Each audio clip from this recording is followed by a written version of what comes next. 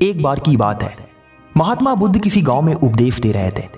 उनके उपदेश को सुनने के लिए बड़े ही दूर दूर से श्रद्धालु उनके समीप आए हुए थे। सभी लोग आराम से विश्राम पूर्वक बैठ करके उनके उपदेश को सुन रहे थे। सभी उनके उपदेश में मग्न थे, ध्यान मग्न होकर उनकी बात को सुन रहे थे और महात्मा बुद्ध भी अपनी बातों को सुनाने में मस्त थे। तभी सहसा एक व्यक्ति खड़ा हुआ और महात्मा बुद्ध से हाथ जोड़ करके बोला, हे महात्मन, मैं अपने जीवन में बहुत मेहनत करता हूं, किंतु फिर भी मेरे जीवन से कंगाली दूर नहीं होती। मैं कमाता हूं, कठिन परिश्रम करता हूं, मैं वो हर एक कार्य करता हूं जो मेरे जीवन में मुझे सफल बनाए, किंतु फिर भी मेरे जीवन में बरकत नहीं होती। आखिर क्या कारण है महात्मन कि मैं अपने जीवन में इतना दुखी, परेशान और कंगाल रहता हूं? कंगाली को दूर कराने के कोई उपाय बताएं प्रभु। मैं टूट चुका हूं, थक चुका हूं अपने जीवन से। महात्मा बुद्ध उसकी बात को सुनकर बड़े ही प्रसन्न हुए और बोले, सुनो वत्स, तुम्हारी सबसे पहली कमी यही है कि तुम ज्यादा सोचते हो।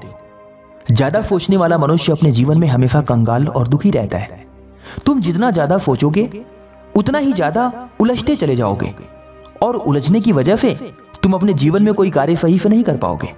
ज्यादा सोचने की वजह से ही तुम आज बहुत परेशान दिख रहे हो, अत्यंत दुखी दिख रहे हो। इसलिए ज्यादा सोचो मत, सिर्फ अपने कार्य पर ध्यान दो। तुम्हारे सामने जो भी कार्य है उस कार्य को करो, उसका जो भी परिणाम आएगा, परिणाम की चिंता मत करो। जो होगा अच्छा होगा। विचार करना बंद करो। और तुम्हारी दूसरी आदत पता है क्या है? तुम उन चीजों को वश में करने की कोशिश करते हो जो तुम्हारे वश में है ही नहीं। जिस प्रकार हम सूरज को डूबने से नहीं रोक सकते, जिस प्रकार हम सूरज को उगने से नहीं रोक सकते, जिस प्रकार चांद को चमकने से नहीं रोक सकते, जिस प्रकार हम समय को आगे बढ़ने से नहीं रोक सकते, उसी प्रकार हमारे जीवन में भी कुछ ऐसी घटनाएं होती हैं जिन्हें हम नहीं रोक सकते। लोगों का आना और जाना लगा रहता है। इसलिए इस मोह माया के चक्कर में मत पड़ो। जो तुम्हारे वश में है ही नहीं, तुम उसके चक्कर में क्यों पड़े हो? अगर तुम ये आदत नहीं छोड़े तो तुम और भी दुखी रहोगे और हमेशा परेशान रहोगे। ऐसा करके तुम अपने आप को ही नहीं अपितु अपने आत्मा को भी दुख दे रहे हो। सुनो वत्स, जो तुम्हारा है वो तुम्हारे पास रहेगा और जो तुम्हारा नहीं है वो तुम्हारे पास से भी आकर चला जाएगा। इसलिए उन चीजों को वश में करने की कोशिश मत करो जो तुम्हारे वश में नहीं है। हमेशा खुश रहोगे। ध्यान दो वत्स, तुम्हारी तीसरी और सबसे बुरी आदत है जरूरत से ज्यादा अच्छे बनकर हर किसी को खुश करने की कोशिश करते हो। इसी वजह से तो तुम और भी दुखी रहते हो। देखो, तुम हर किसी को खुश नहीं कर सकते और ना ही हर एक व्यक्ति तुम्हारे हिसाब से चलेगा, क्योंकि हर एक व्यक्ति अपने जीवन में अपने हिसाब से रहना चाहता है, अपने हिसाब से अपने जीवन को जीना चाहता है।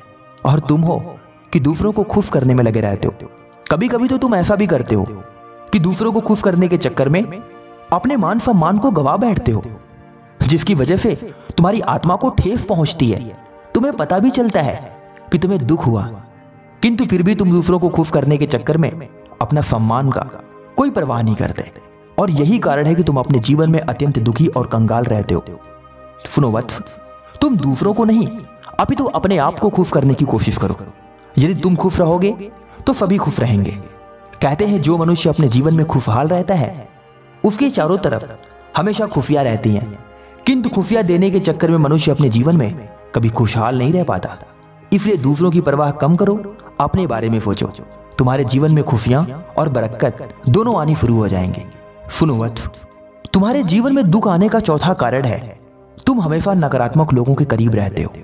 तुम हमेशा उन लोगों के करीब रहते हो जो हमेशा हर एक काम में ना कहते हैं, जो हमेशा कहते हैं कि यह कार्य नहीं हो पाएगा, इस कार्य को करने में यह बाधा आ सकती है, इस कार्य को करने में वो बाधा आ सकती है, यह कार्य तुम्हारे बस की नहीं है, इस कार्य को करने के तुम योग्य नहीं हो। ऐसे लोगों के बीच में रहकर तुम और भी दुखी हो रहे हो। इसलिए अपने जीवन में खुशहाल रहना चाहते हो, अपने जीवन में कंगाली से बचना चाहते हो, तो हमेशा उन लोगों के साथ में रहो जो हमेशा सकारात्मक सोचते हैं और सकारात्मक विचार रखते हैं। ध्यान दो वत्स, तुम्हारी पांचवी आदत है तुम समय को टालते हो। हमेशा समय को टाल टाल करके अपने जीवन में परेशान रहते हो। तुम्हें भविष्य की चिंता लगी है, लेकिन तुम वर्तमान को भूल जाते हो और भविष्य की चिंता करने के चक्कर में वर्तमान में दिए गए कार्यों को तुम कर ही नहीं पाते हो और नतीजा ये होता है कि तुम हमेशा अपने जीवन में दुखी रहते हो। इसलिए सुनो वत्स, समय को टालो मत। जो भी तुमने कार्य करने के बारे में सोचा है उसको ध्यानपूर्वक जरूर करो।